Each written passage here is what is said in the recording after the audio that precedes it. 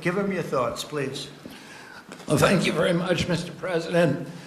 And I do want to say something, because I get a lot of credit for steering this administration toward the MAHA movement. But I joined the campaign in August. I joined President Trump in August and became, went from independent to his campaign.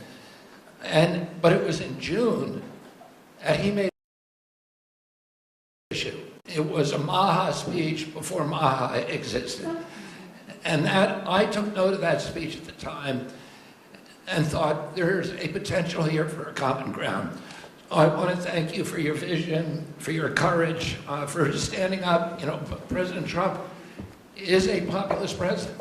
He's a president, he's blamed, giving money to billionaires and all this stuff. We hear about that all the time.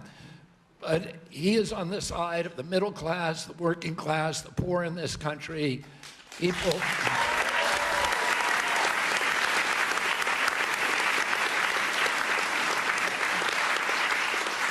And I've been following, I've met every president since my uncle was president, and I've never seen a president, Democrat or Republican, that is willing to stand up to industry when it's the right thing to do, and they're willing to talk about really difficult issues and to hold his stand on those issues. I've never seen anything like it, and I'm very, very grateful to you. I've sat with industry again and again in a room with him and heard him say, we can't do that. We're going to do something different, deliver news that they didn't want to hear.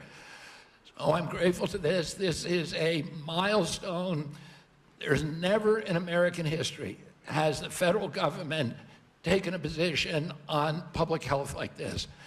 And because of President Trump's leadership, it's not just one cabinet secretary, it's the entire government that is behind this report. And I can say again, I talked a little bit about when I met Rachel Carson as a boy. My uncle tried to do this, but he was killed and it never got done.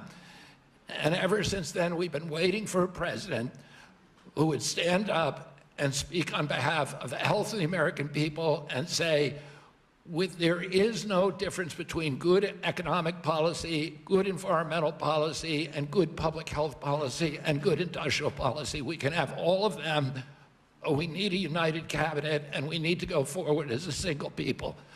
I want to thank you for that, President Trump. Thank you very much. Thank you.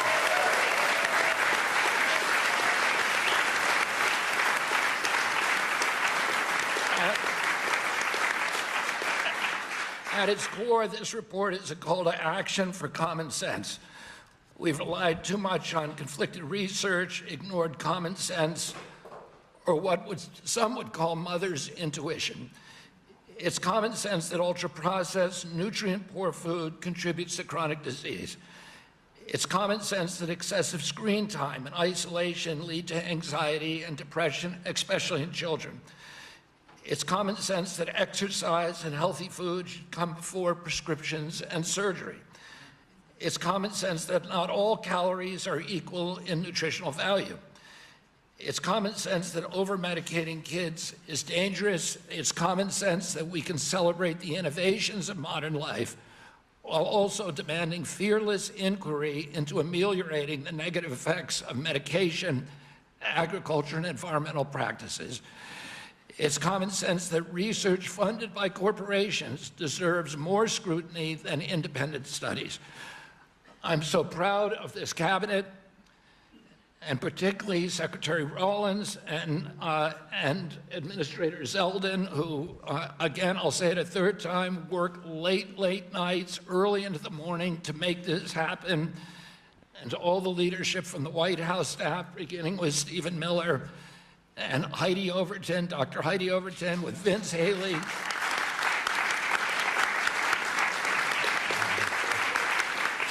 Their leadership and their steady hand in getting us to the goal line we could not have done it without them. They helped us grapple with weighty issues and committed this administration to solving large, complex challenges like children's health. We're joined here by senators, advocates, governors who I have worked with, and CEOs who I know who are all ready to begin carrying out this mission. This is the beginning of a conversation, a national conversation that we are going to have with maturity, with nuance, for the first time in history, thanks to your leadership, President Trump. There is a reason that the Maha Moms sided with you, President Trump. It's because this administration has the bravery to tell the truth and solve problems through innovation and not nanny-state regulation. President Trump, I'm honored to present you the Maha report and work with this incredible cabinet that you have brought together to make our children healthy again.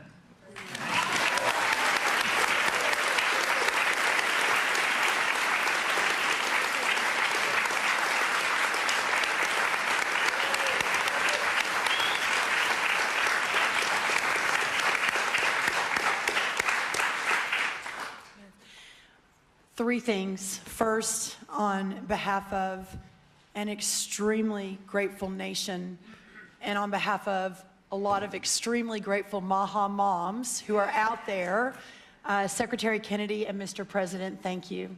I see a Maha mom and grandma and our amazing Chief of Staff right there, Susie Wiles. I see a Maha mom and Caroline Levitt all across our cabinet. Sir, my oldest son, Luke, is here. Stand up, Luke. I am a Maha mom of 4. And this hits particularly close to home for every single one of us in this room. That's the first thing. The second thing is that you mentioned, sir, in your remarks that we are on track to sign multiples of SNAP waivers to get junk food and sugary drinks out of our food stamp system. And I am so proud.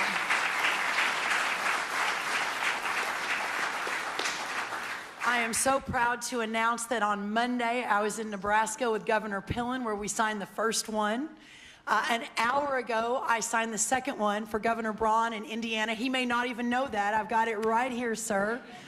I also signed the third one, Governor Kim Reynolds of Iowa, about an hour ago.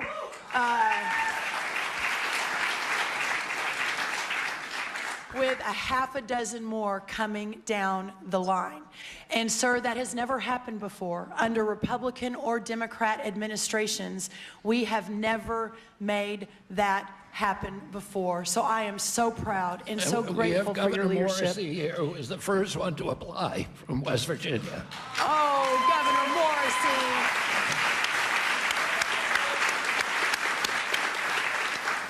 We will make sure you're at the top of the pile, sir. I apologize. Governor Sanders has been a leader. Governor Polis from Colorado.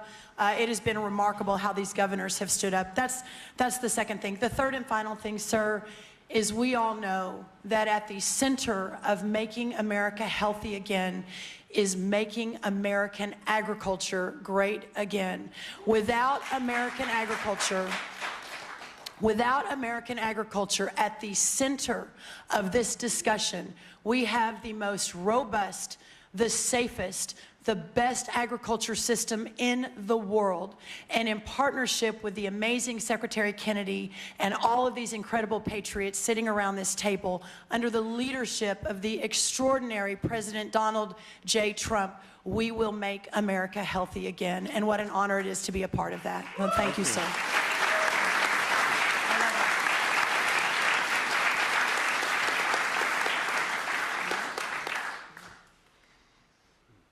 Mr. Policy Man, you want to say something? Big policy man here. Well, so much has already been said, but in your remarks, Mr. President, you made clear. This is Vince Haley, by the way.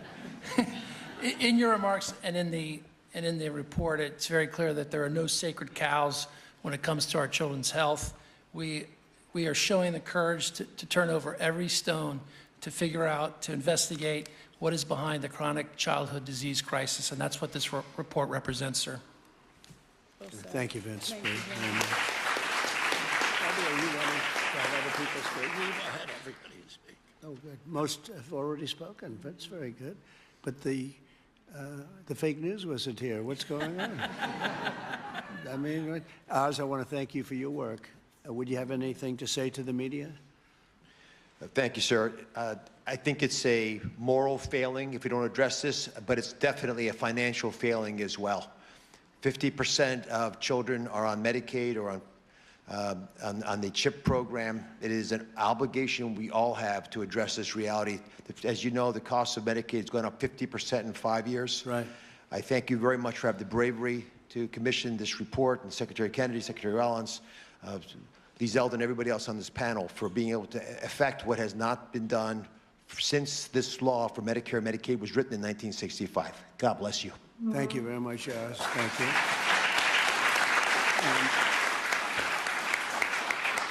A man who's just so highly respected, Dr. Marty McCary. Would you say a couple of words, please? Thank you, Mr. President. The United States is the best in the world when it comes to proton beam therapy, CAR-T, sophisticated operations. But when it comes to the health of the population, it's been a 50-year failure. And we have got to change course, and it's not until you have had the courage to let us take on these giant issues, as Vince Haley said, without any sacred cows, that we've been able to change.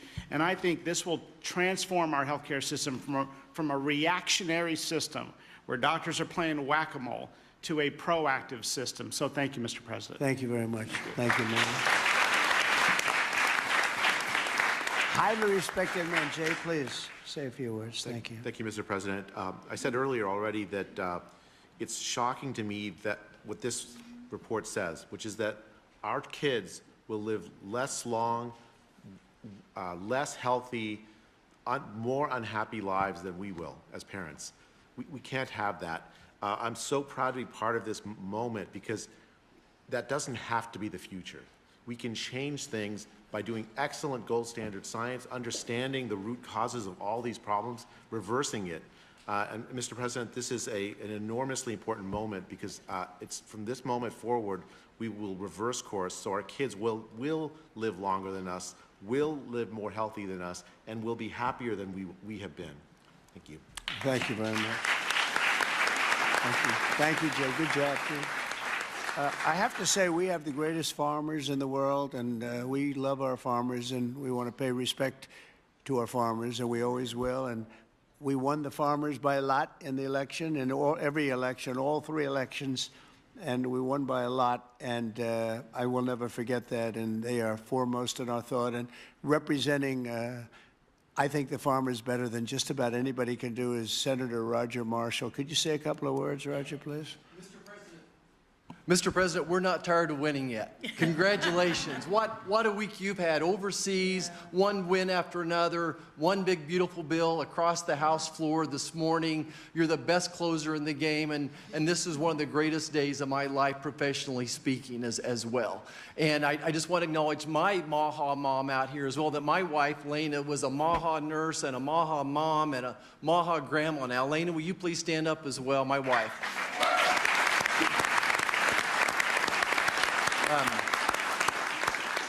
Mr. President, as you know, I spent 25 years delivering babies most every day. We saw a huge epidemic of diabetes, of pregnancy, and this has exploded in so many different directions now. We have an epidemic in mental health in our youth, obesity rates 20, 30%, 20% of our children on a prescription drug, 60, 70% of adults on a prescription drug. We can do better than this.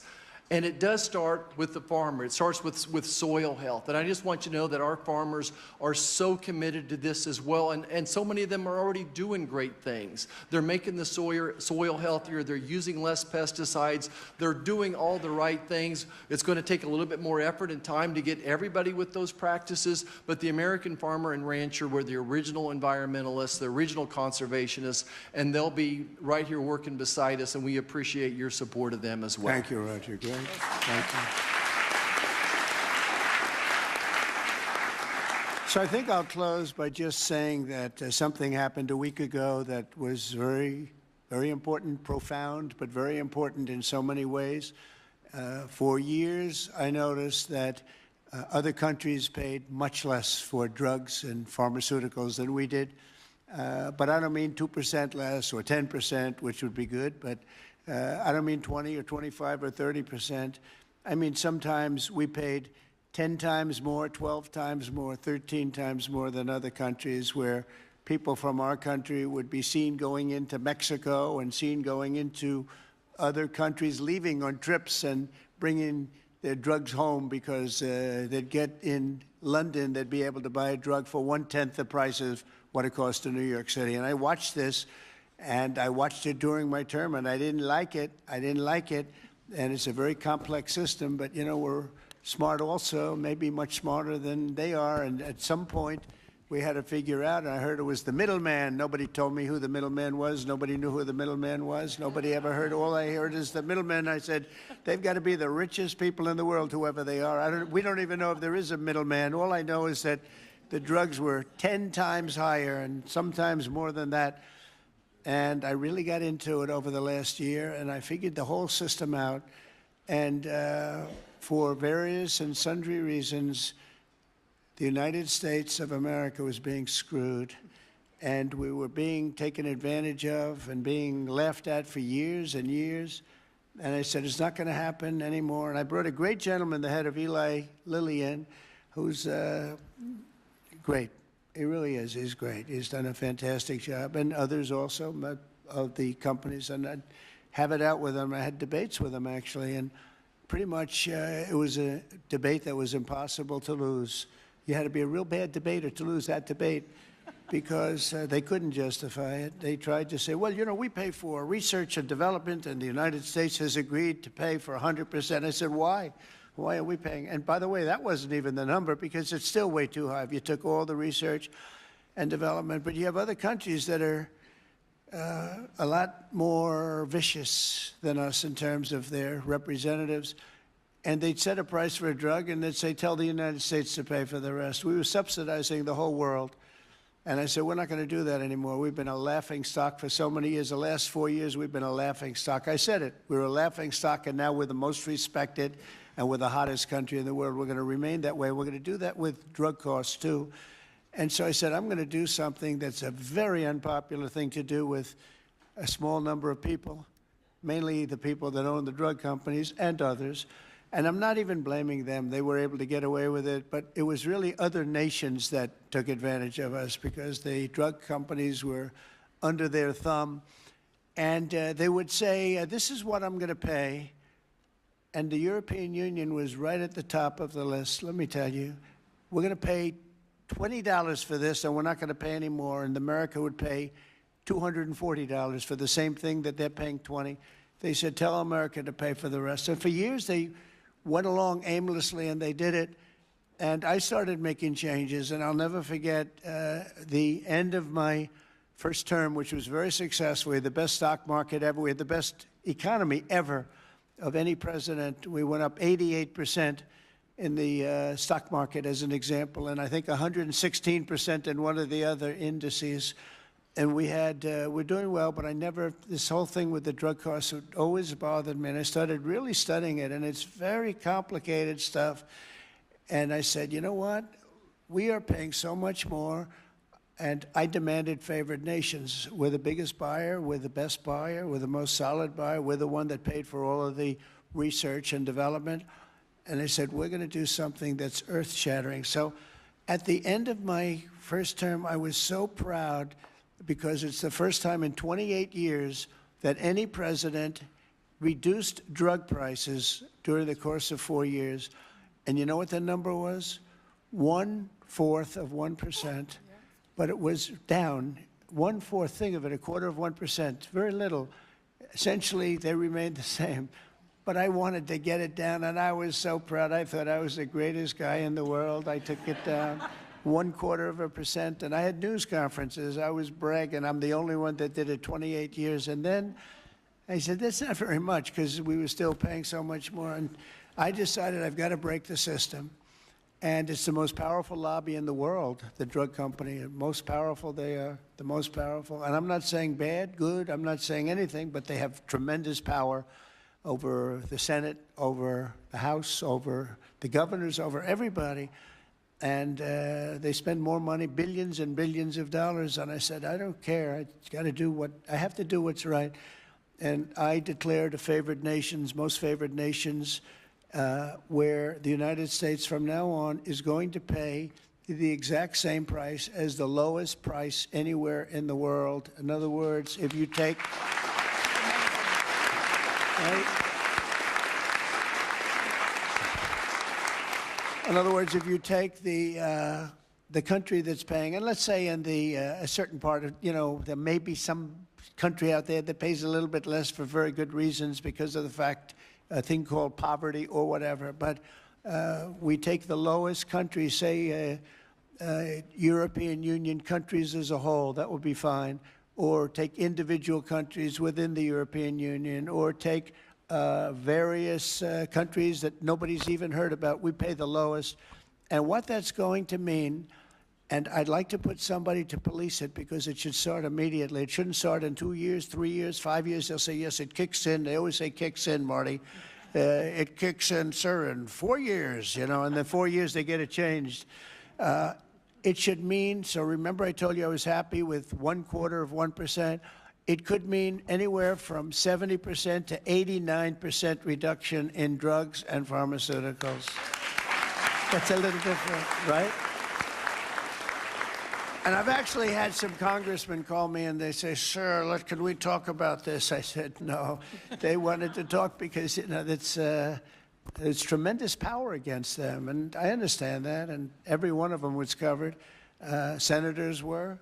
I see Roger smiling, and Roger probably was too. But you know what? He wants to do the right thing, right? He wants to do the right thing. And we're doing the right thing. We're taking advantage of, and forget the drug companies, we're taken advantage of by other countries that insisted with the drug companies that they were going to pay X dollars, and we're not paying any more, and you're not doing business here. And they were nasty about it because these people are almost sort of afraid of them. And we are going to now get a reduction in drug costs of up to 89% in some cases, but 50% would be a bad number. So think of that. 50% versus 1/4%. Think of that, 85, 89, 91, 72%. It's going to be massive numbers. It's going to be incredible for Medicaid, incredible for all forms of health care. Medicare is going to have a huge impact, so big that nobody can calculate it. I mean, this thing could drop by 25, 30%. The drugs are a very big part of it, right? So very big part. So it'll affect everything. It'll affect your whole life. The amount of money you're going to be saving is going to be incalculable. Nobody can believe I had the courage to do it. I don't think it's courage. I think it would have been courage not to do it. I tell you what, not to do it would have taken far more courage because I was tired of it. And I was listening to these guys, and they make a lot of money every year, millions and millions of dollars a year. And I agree, because at the beginning, because of the complexity, you'd walk out of a room, you'd hear them talking, and, they almost convince you that it's a great system, it's a wonderful system, even though we were paying 10 times more. That's why they make $30 million a year, because they were good, but not any longer. And one of them just threw up his hands after I was just pounding on him. He said, I can't do it anymore. It's the hardest thing I have to do is trying to justify this damn thing. I can't do it anymore. One of the biggest companies, I just can't do it anymore. You're right. And as soon as he said that, that was like incredible, because I understood exactly he couldn't do it. He said it's the hardest thing he had to do is trying to justify why we're paying $200 for something and somebody else is paying $12. That is a neighboring country. Take Canada. I mean, people go up to Canada to shop because the prices are so much less, and it's not going to happen anymore. So we're going to take the lowest country anywhere in the world, and that's what we're going to be paying, and we'll be saving from 50 to 89%. And these are big, these are tremendous numbers. There's not going to be anything where we're paying 10 times more than somebody else. And one thing that is very important, and it's got to be implemented, it's done. I've done the order, it's done. But we have to get somebody that's got a lot of strength and a lot of power, because you have to implement it, because these countries are going to go down fighting. They don't want this to happen because they're going to go up. Now, there are many more people involved in the world than there are here. So they'll go up a little bit, maybe 15, 20%, and we're going to go down 60, 70, or 80%. But they will fight the drug companies. The drug companies are very worried that they're going to fight, and that's okay. If they fight, we'll just say, that's okay. We are not going to let you sell any more cars into the United States, or we're not going to let you sell any more wine or liquor or alcohol or something that's actually much more important to them than the drugs. and we're going to be able to force that issue if we need to. They should do it. We're basically equalizing. They should do it. And, you know, the drug companies should do just as well. There shouldn't be a hit on their stock. I don't think it will be. It's basically, it's going to be the same amount of money, but it's going to be redistributed. And it's going to be redistributed, so they're going to pay a little bit more, and we're going to pay a lot less. A little bit more because there's so many more. It's a, you know, it's a bigger number. And so, Bobby, I'd like to ask you and Dr. Oz and Marty, perhaps, and Jay, and maybe representing the world's politicians, I can ask Roger, who's so great with this whole subject, if you would be very, very tough and very, very powerful in a sense. It's not easy. You know, you're going to have to get this done. The drug companies are going to say, well, they won't do it, and maybe they won't. And if they don't do it, we're going to not do business with that country or those countries. But we're going to have to be very tough until it's totally stabilized and equalized. And Oz, I mean, I see your eyes are gleaming because you've been talking about this for a long time, but you've never had anyone willing to do it. But I'm willing to do it. And I think it's going to go down as one of the most important things we've ever done because drug costs are going down. Think of it. Then every year for 21 years, the costs have gone up, and now they're going down maybe by 85, 80. I'm telling you, 89% in 2 instances, 89% cut. Nobody's ever seen anything like it. So I'd like to ask Oz in particular, because you and I know each other. He's a very tough hombre, this one. He's tough as hell. And so if you can lead the group, and it's not going to be easy. You're going to have to get in, and you're going to have to fight. If you do it, you can have, within a period of weeks, you can have drug costs that drop like a rock, okay? So you, as a group, I have great confidence. And if you don't do it, I am firing every single one of you. Good luck, guys. All right? Can you handle it?